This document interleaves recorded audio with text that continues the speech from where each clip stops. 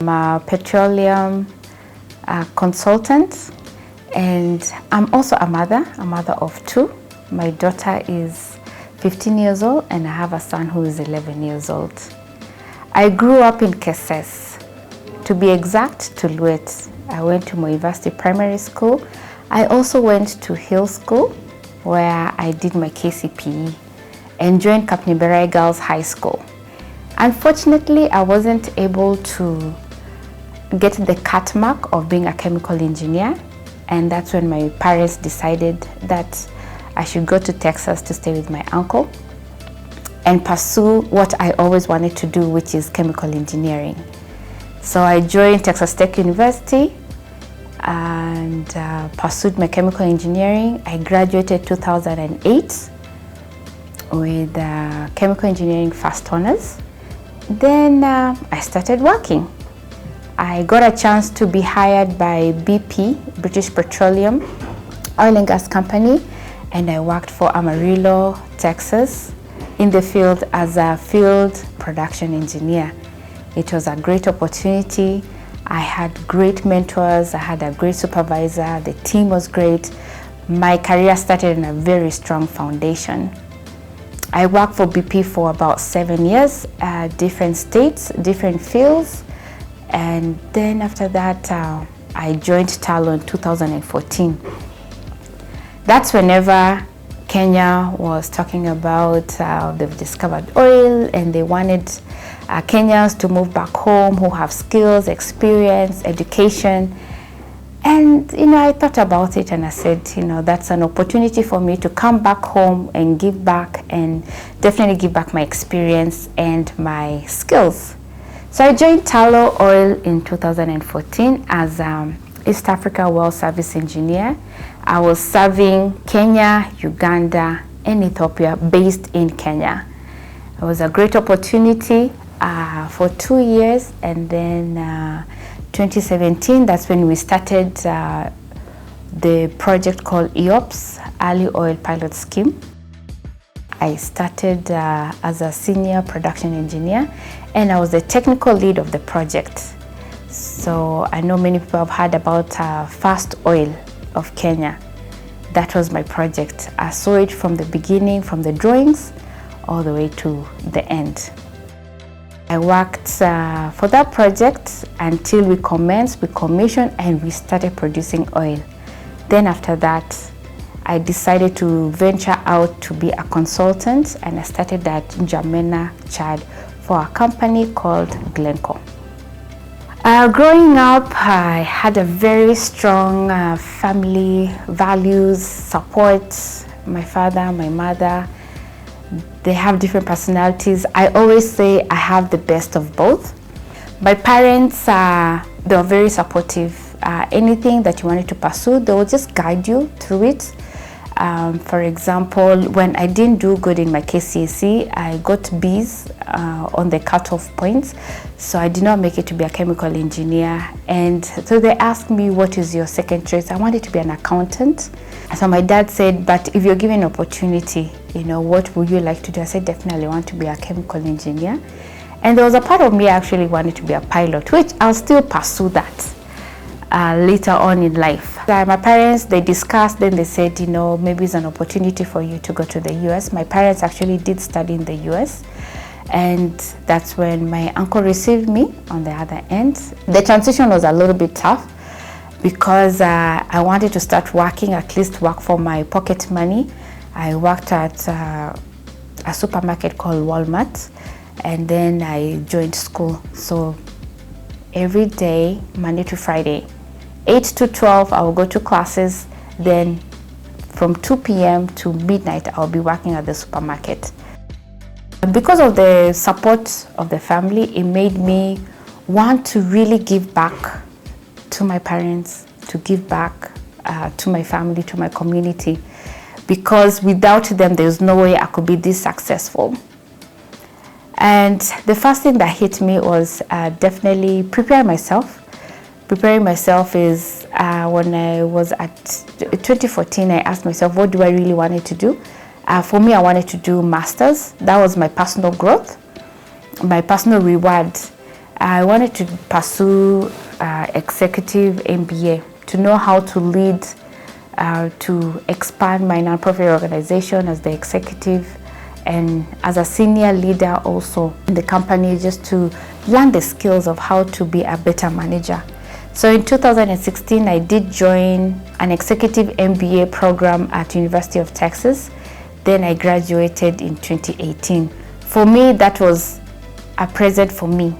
I wanted to help my mom upgrade at least whatever life she was going through at that time. My mom, she had a house where she had also rental houses, but her house needed remodeling because it was 20 years old. And so I decided I should put a retirement plan for her. She has 5 years before she retirement. Then we did talk with her, what are our plans. And one thing I saw that she has a big farm out there in the outskirts of Eldoret. She does have farming there. The only thing that was missing was a house. And she said during retirement, she knows she's gonna build a house there and then move to the farm. So I thought instead of remodeling or renovating the current house, why can't I just go ahead and build her the retirement home? In 2015, I prayed about the idea of building mom a house. And for me, I just wanted something simple, something where not only it's gonna be a house, but it's gonna be a place where my children, my nephews, my nieces, my sisters, brothers can call home. They can always go home, and it can be something for generations and generations in our family. So we wanted to do something small, like a 3-bedroom, but I thought if this is gonna be a place where a family is calling home, let it be something nice. Let it be something great. So the theme of the White House, we call it White House, was modern, simple, clean, and classy. And I prayed about it, and I asked God to give me strength and the courage, and also to show me how to just put myself together to be able to build such a house that I had in my mind. And then after that, I figured out actually it's gonna take a lot of discipline, it's gonna take a lot of courage, and I have to shed some of the behavior that I have to build in order to save enough money to build the house. And by that, I really wanted to upgrade my car. I had to postpone that because I felt the car is moving. It's more emotional more than logical. I stopped buying things like clothing that are necessary, like it's a want, and started focusing on what do I really need. I became very disciplined of how I spend my money from 2015 to 2018. 2018, after I had just graduated from my master's program, I decided it's time now to build a house. I told mom, since it's her house, for her to come up with a plan, how she wants the house to look like, do the drawing, do the plot plan, and send it to me. And she did. As soon as she sent it to me, we did have some discussions so that I'll make sure that I do understand what she really wants. After we decided and we were on the same page, we started mapping the site, visiting the site on 2018. After my graduation in May, we started building. I got a contractor 2018 in May. Unfortunately, a month after that, my contractor started acting funny. He was not keeping time. He was not really making progress to a point where I had to just fire him and cancel his contract. Then I told my mom, now we have to buckle up. There's no need of hiring another contractor. I'm an engineer. We can do this. I just needed her help and her approval because it's gonna need a lot from her side and also my side. Right before we were supposed to restart, that's when my mom got sick. And it was a really big toll in the family, emotionally, physically, financially. My mom got really sick to a point where she was even admitted to the ICU. She was in the ICU for about 10 days. I'm the only child in country. My siblings are out of country. So I was the one who had to make all the decisions. It was really tough. But we thank God. We were praying through it. I had a lot of support from my friends, my family, and I thank them a lot. In 2019, Mom fully recovered, and we thank God we saw the power of healing, and we resumed construction. So before we mobilized the fundis to come on site, we went on site and we did hold hands between me, my mother, lead fundi, and my cousin Ezekiel.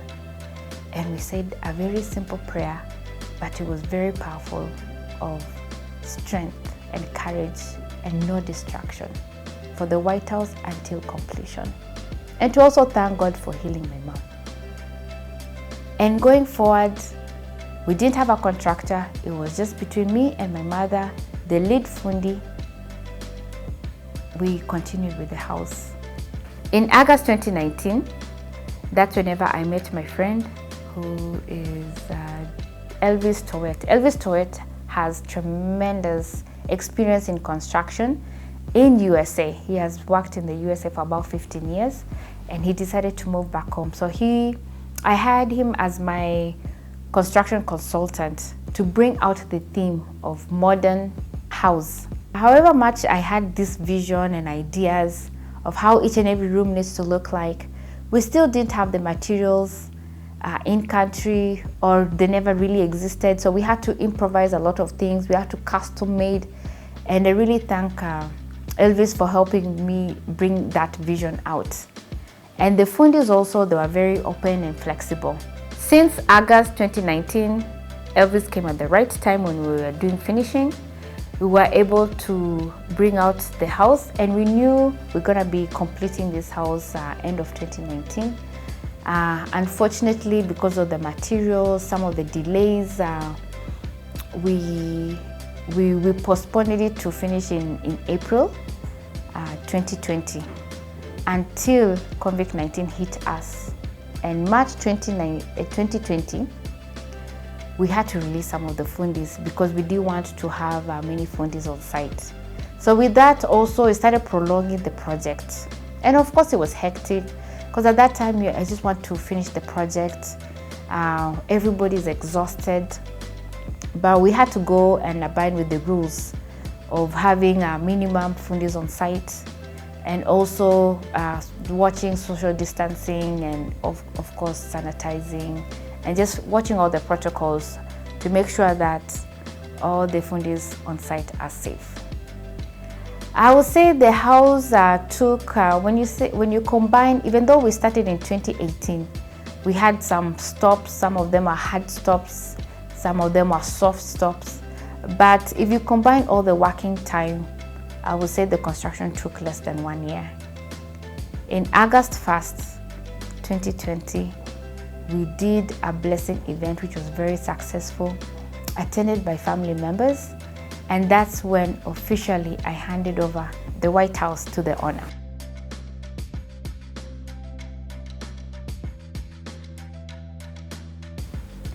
The best room in the house, I would say, is the kitchen. I love the kitchen. The kitchen came out so well. If I'm to do the White House again, I would definitely be very picky when it comes to the contractor. I will not mix friendship and business.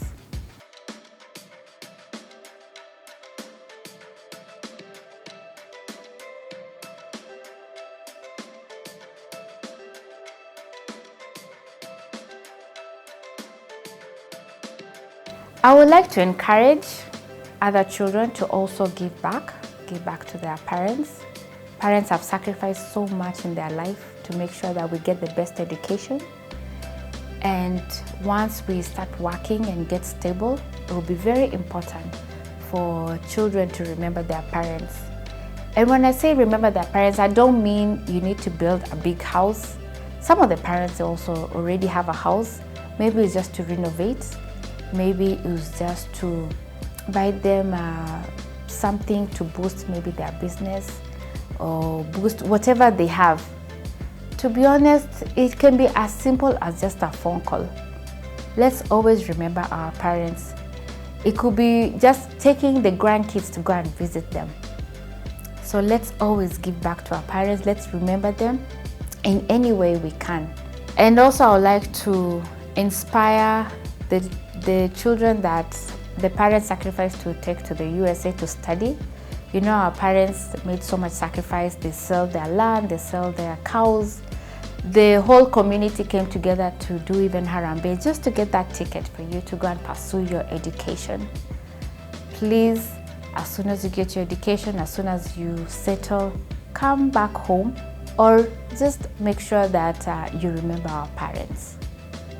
For the parents, please allow us time to have our education, allow us time to get a job, allow us time to build ourselves, and for us to be able to give back to you.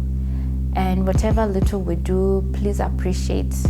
And I would like also to encourage the parents to open up to their children. Whenever you're going through a hard time, please open up to your children. One thing that stands out about my mother, since I moved back to Kenya 2014, she always packaged farm products that comes direct from our farm, vegetables, milk, ghee, and we are forever grateful. That makes us want to give you back.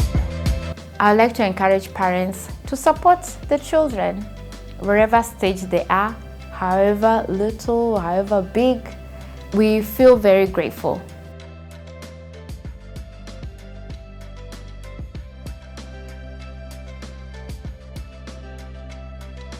If I'm to do the White House again, I will still make it white.